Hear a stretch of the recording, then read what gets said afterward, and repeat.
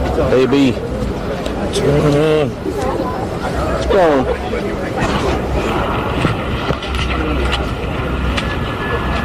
He understands that what took place was serious enough that he should be in a hospital setting. So, Arthur, based on the dates of the incidents you believe involve the charges, one could deduce from the statute of limitations involving various sex crimes that these are among the most serious, if not serious, sex crimes charges that a person would face. So, what are you thinking? You know, rape first degree, or sexual assault? I guess if Mr. Weinstein's here on the next Wednesday, I guess we're all going to learn that together. I mean, yes, I don't anticipate them being misdemeanors. I anticipate them being serious felonies.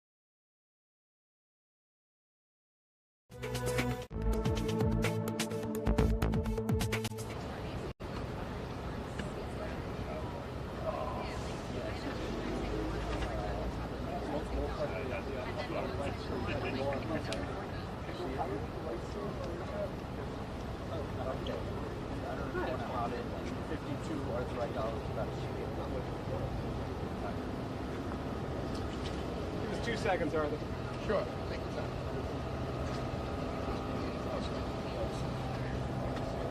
It's a good spot to get.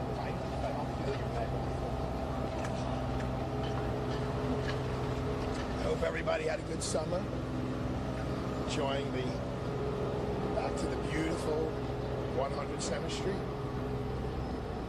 Are we ready to go? All right, good to Is go. everyone ready to go? Thank you. Obviously, on behalf of Mr. Weinstein, we're very grateful to Judge Farber for issuing what we would consider a common sense directive that someone who is ill and as ill as Mr. Weinstein is should stay in a hospital setting. It is a jail hospital setting, so everyone is clear. It is part of the Department of Corrections. There are bars, there are correction officers, there are handcuffs. It's just that there are also doctors and nurses and medical equipment to take care of someone who's in their 70s, who is in a very poor health, and obviously has been suffering. You don't go and operate on someone's heart and someone's lungs just to see how it goes. It was absolutely necessary. It was an absolute necessity that he had these operations. He still has medical equipment literally hanging off of his body. And it saddens us and disappoints us as fellow lawyers and as fellow citizens that the Manhattan District Attorney's Office is not joining in the application that Mr. Weinstein should get the whatever health he needs. They should say that about every single criminal defendant. We're not just saying it's about Mr. Weinstein. Everyone who is incarcerated in the United States of America, in the state of New York, in the great city of New York, when they're in clear medical distress, they should be attended to in the most appropriate way possible. And the fact that the Manhattan DA's office initially said, Judge, we take no position, which is okay. That's basically saying, Judge, whatever you think is fine. To now they're objecting without objecting. So it's disappointing. It really is. Because as human beings, we should no matter what someone was convicted of. And don't forget, he's not a convicted individual in this courthouse, right? The Court of Appeals said the last trial was thrown out, so he is not a convicted felon here in the state of New York. Had the California case not been happening, he'd be home right now and he'd be in a regular hospital. So Judge Farber had the courage and the human decency to sign this order, and at least we know for 1 week Mr. Weinstein will be where he should be, in a prison, but it's a hospital prison.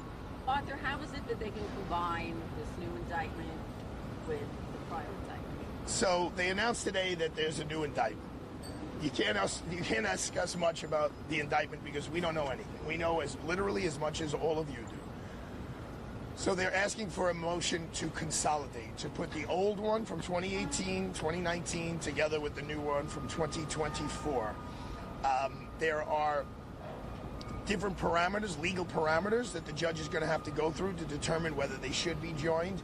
But it is so disingenuous when they say, oh, yeah, there were all these other victims and it just took a while for us to put it together. That's just not true.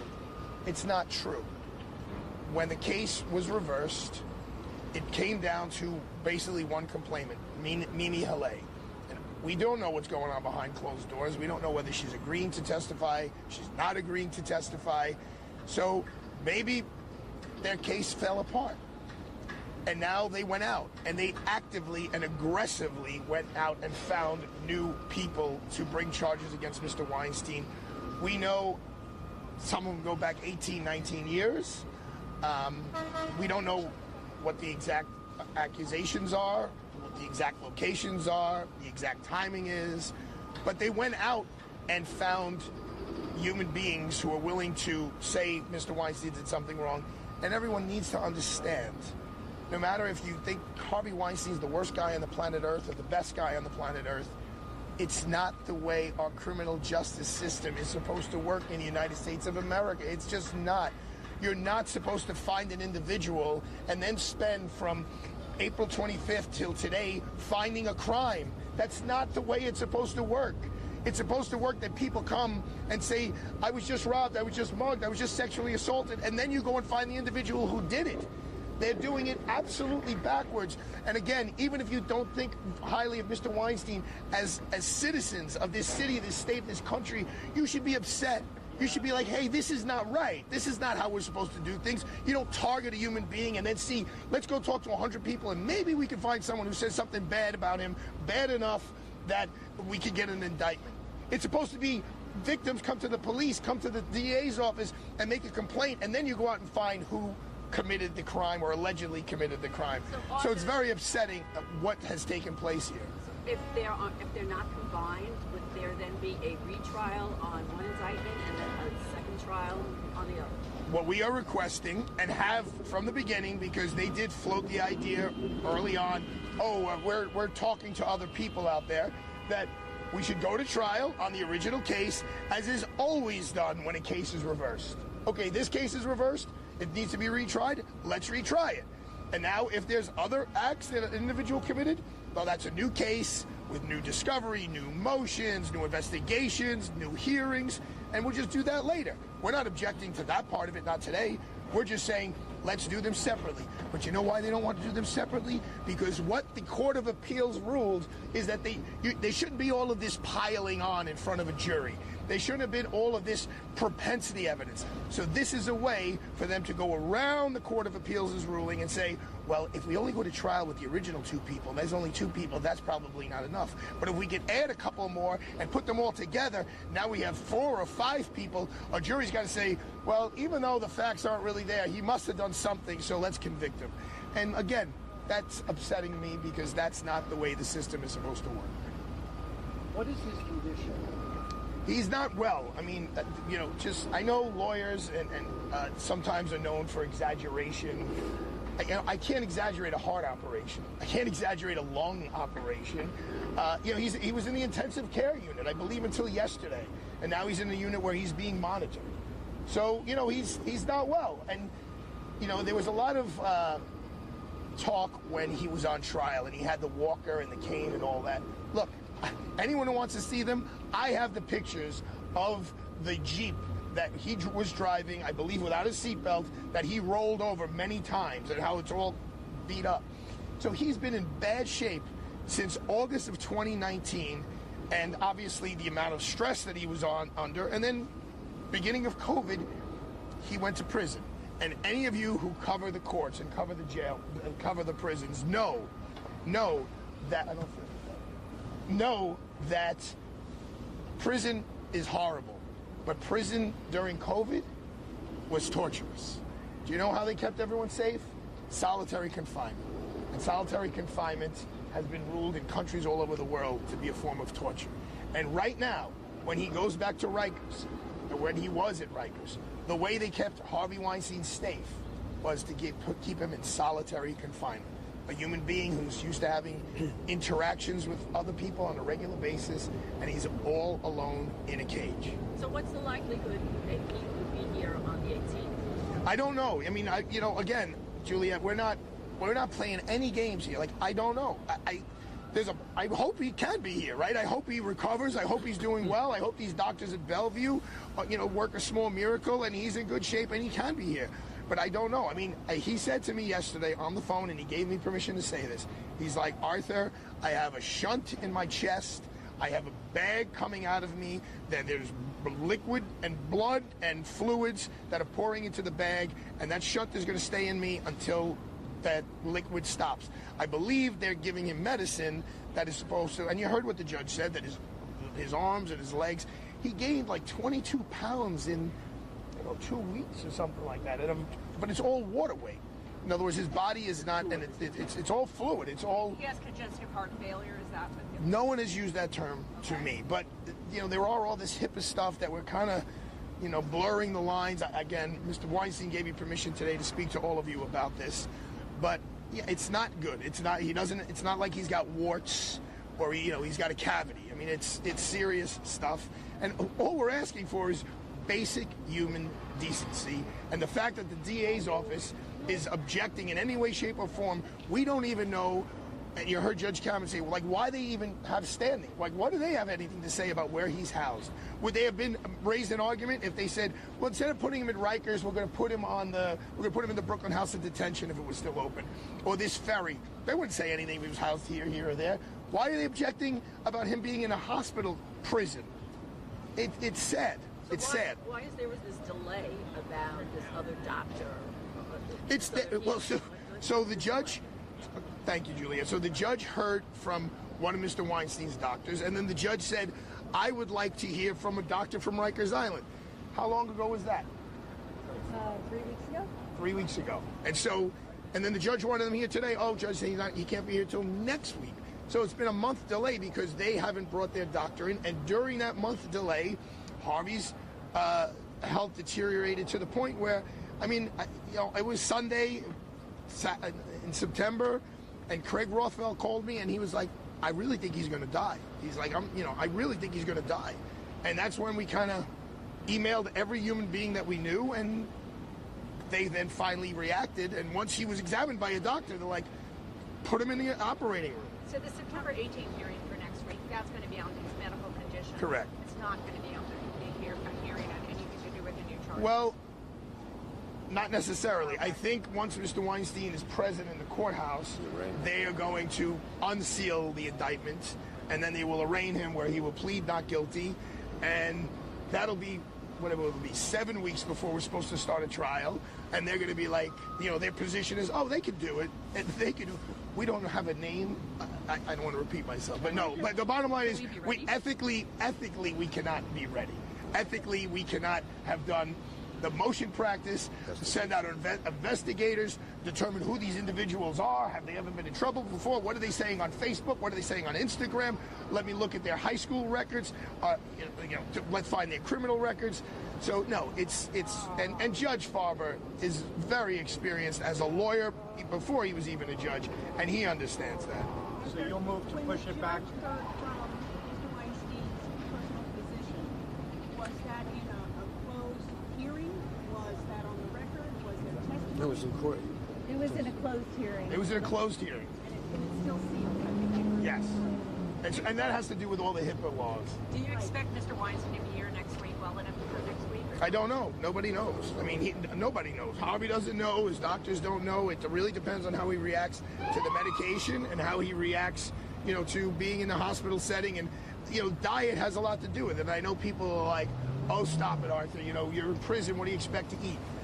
I get it. But when you're in prison and you have a bad medical condition, hypothetically, if you have diabetes and all they're giving you is carbohydrates, which turns into sugar, which sends your number through the roof, you got a big problem.